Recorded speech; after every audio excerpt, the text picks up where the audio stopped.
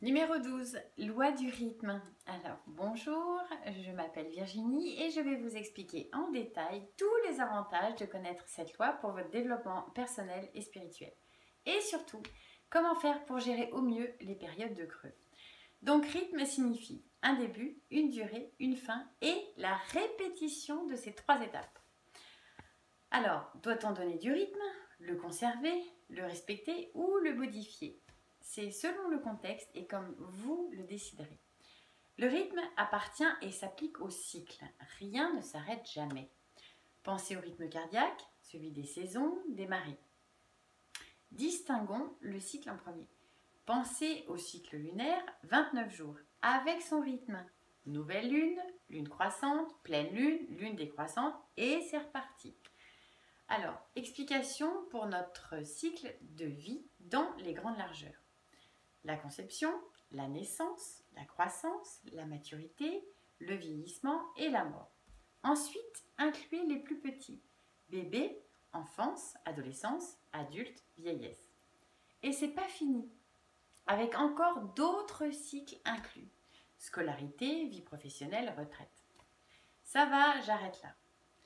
Tous ces cycles ont leur rythme, du balbutiement du bébé à la maturité, celui de la stabilité physique, intellectuelle et affective, en intégrant aussi la vie professionnelle, familiale, sociale, l'union, la séparation, la parentalité, etc. Tous ces rythmes différents et sont propres à chacun de nous. Ceux qui marchent plus vite que d'autres parlent plus tard, ceux qui se marient plus tôt, et ainsi de suite. Et tout ça imbriqué dans nos différents cycles de vie. C'est rock'n'roll. Les rythmes donc déterminent les cycles de leur commencement en passant par leur durée jusqu'à leur fin. Et tout ça pour recommencer.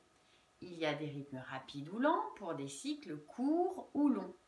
Et nous vivons tous différents rythmes simultanément dans plusieurs cycles différents. Ça va? Jusque-là, vous me suivez? En ce qui concerne le rythme que nous donnons aux circonstances de nos vies, décortiquons-le. 1. Le début, le top départ, le premier pas, le commencement. C'est se lancer, oser, passer à l'action. Ça peut être pour un challenge, un défi, une épreuve, une prise de risque, une nouvelle habitude, peu importe. Le début fait une différence avec la veille, l'instant d'avant de commencer. Vous êtes situé sur la case départ. Vous vous placez dans une énergie nouvelle, une impulsion, un élan vainqueur. 2. La durée. Vous gardez votre élan, légèrement différent de celui du démarrage, constant, régulier. Vous gardez l'endurance, la continuité pour affirmer votre engagement, votre détermination. Ce n'est pas du tout le pétard du 14 juillet de la loi numéro 9 de la gestation. Ce n'est pas un sprint, c'est plutôt un marathon. Cette énergie est différente de celle du départ. 3. La fin. C'est la ligne d'arrivée, le temps de repos ou un arrêt plus soudain. C'est recharger ses batteries, la nature qui se met en sommeil ou la fin d'un cycle tout simplement. Cette fin peut être un soulagement quand elle concerne un contexte difficile ou compliqué et à l'inverse, elle peut être aussi super mal vécue si elle concerne des circonstances positives. Dans ce cas, elle peut être symbolisée par une petite mort, une séparation, réactiver des peurs, comme celle du manque, de la solitude. Elle peut aussi inciter à la démotivation, un découragement. Évidemment, nous avons forcément plus de facilité avec les fins des choses qui fâchent et plus de résistance avec les situations confortables. Cette fin permet, quoi qu'il en soit, de faire un bilan, de prendre du recul et de se réadapter correctement et plus confortablement. Savoir finir est très important. C'est la partie intégrante du jeu de la vie, de toutes ces énergies universelles. C'est une façon de laisser partir ce qui était, de s'instruire de ses erreurs, de se réadapter et de se perfectionner. Alors, s'initier à trancher, à conclure, à clôturer est fondamental. Et le bonus, grâce à cette notion de cycle avec son rythme, nous offre la faculté de choisir pour recommencer. Alors, on recommence. Et oui, la vie est rythmée. Alors, toujours sur le même registre de ce qu'on a décidé de faire, de changer, de mettre en place et pour approfondir. Recommencer. C'est là que ça se corse. Parce que revivre les efforts, le dépassement de soi, apprivoiser cette discipline, s'imposer cette rigueur. Ce rythme permet aux situations de se mettre en place et d'exister concrètement. Ce n'est pas parce que vous faites une chose une seule fois qu'elle peut se vérifier plusieurs fois. C'est ce rythme qui vous donnera l'énergie, la forme, la justesse, la confiance. C'est dans la pratique, l'action et la régularité du rythme que tout va s'ancrer concrètement dans l'évidence, la certitude, l'assurance de que ce soit pour vos projets, vos buts et vos progrès. C'est le rythme qui donne de l'authenticité à ce que vous faites.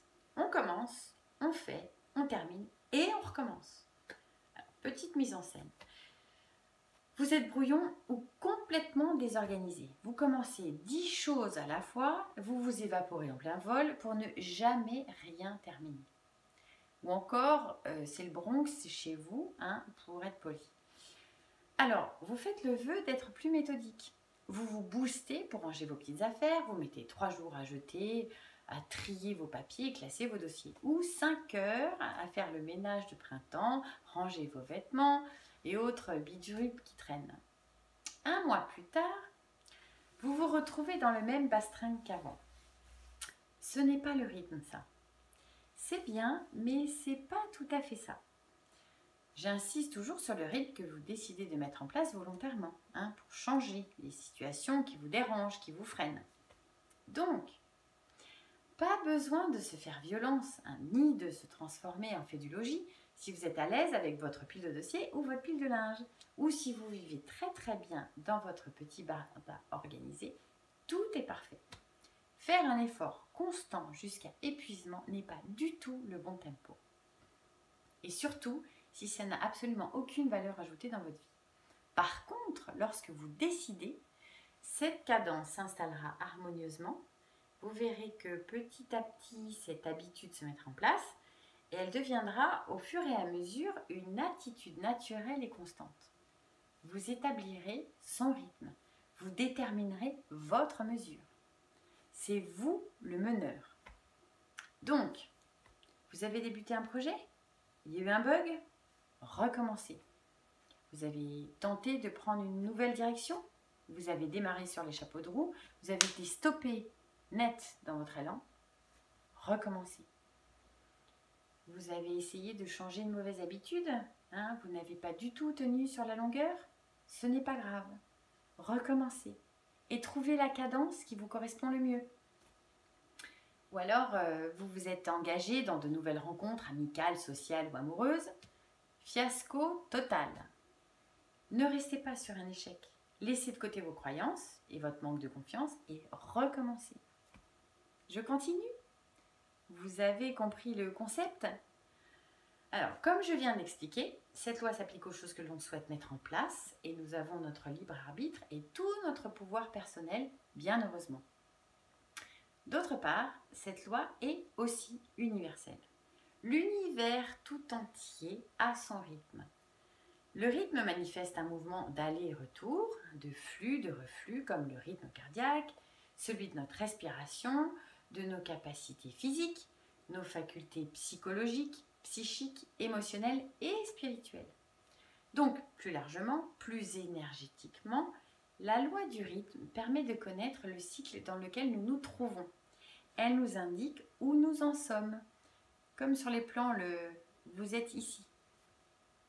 Cette loi nous permet de nous coordonner et d'être en harmonie pour avoir cet équilibre de vie. C'est une des clés de notre libération personnelle. Dans quel cycle êtes-vous engagé? Et à quel rythme? Quelle est son évolution? Il vous permet de comprendre les étapes de votre vie, que ce soit le passage des 30, 40, 50 ans, avec les bilans des vies passées, ou une éventuelle remise en question, ou envisager un nouveau cap, des nouveaux projets. Tout ça sont des exemples. Ce que vous attirez à vous régulièrement, par exemple. Observez, remarquez les situations qui se répètent en boucle, la récidive de vos erreurs, vos schémas répétitifs, peu importe. La prise de conscience de ces rythmes est la baguette magique qui vous permet de devenir le chef d'orchestre de votre vie. Observez les cycles de votre vie. Quelles leçons en avez-vous tirées? Qu'ont-ils en commun? Et surtout, comprenez-les. Et tout ça, évidemment, pour vous éveiller et toujours vous permettre de créer votre réalité. Alors, c'est facile à dire et parfois compliqué à remarquer. Mais et ça recommence. C'est encore le même refrain, encore la même rengaine, les mêmes rencontres, la même loi des séries, toujours le même résultat décevant, les mêmes épreuves et tutti quanti. C'est un cycle infernal. Vous voyez, il est là le message. Et il y a aussi les « je me souviens de cette époque, j'étais créatif, audacieux, curieux, épanoui, je me sentais utile, inspiré ». Il est toujours possible de changer de cycle. Trouvez celui dans lequel vous êtes et vous en deviendrez le maître. À vous de déterminer quel rythme vous lui donnerez, ou si vous souhaitez changer de cycle tout simplement. Nous vivons chacun dans plusieurs rythmes à la fois, des rapides, des courts, des lents, des longs, il y en a à toutes les sauces. Alors, comment gérer les rythmes mous, les cycles longs et pesants? Lorsque vous rencontrez une période creuse, basse, au ralenti, évitez la frustration en transmutant la situation. Vous avez le large choix de toutes ces lois universelles et celle qui vous correspond le mieux pour gérer l'attente, la frustration, l'impatience ou l'ennui. Si la résistance vous fait de l'œil, lâchez prise, faites la planche, relativisez encore, acceptez ce rythme qui vous sert à faire le point, à creuser en profondeur, pour qu'une fois que vous en aurez fait le tour, vous n'ayez plus à y revenir. Si vous trépignez d'impatience, visez la loi de la gestation. Rien n'est figé. Cette loi vous invite à comprendre l'importance de l'instant présent. Si vous êtes conscient que tout a une durée dans l'adversité, vous serez rassuré de savoir qu'il y a une fin. A l'inverse, si vous êtes dans la plénitude, il vous est demandé d'en profiter au maximum. Et mettre tout en œuvre pour lui donner un rythme régulier. Donc oui, tout a un début, une durée et une fin. À vous de voir comment débuter les choses pour qu'elles puissent durer le mieux et le plus longtemps et accepter qu'elles puissent se terminer parce qu'elles vous auront donné le maximum de ce qu'elles avaient à vous offrir. Et ensuite, recommencer un cycle avec ce que le précédent vous a appris à faire ou ne pas faire et ainsi de suite. Et tout ça en étant bien stable dans l'instant présent. Pourquoi? Pour vous souvenir des leçons apprises, des bénédictions reçues, des joies vécues.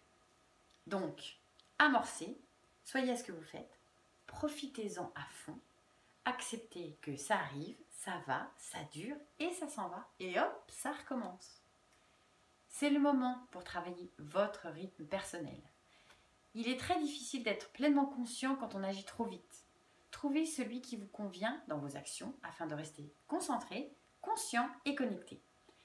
Et ne pas oublier que tout début est une fin et que toute fin est un début. Merci infiniment pour votre temps et votre écoute. Abonnez-vous à ma chaîne si vous désirez être informé de la suite. Posez-moi toutes vos questions juste en bas dans les commentaires. Je me ferai une joie de vous répondre. Et en attendant, je vous souhaite comme toujours et éternellement tout le meilleur. Merci beaucoup et à bientôt.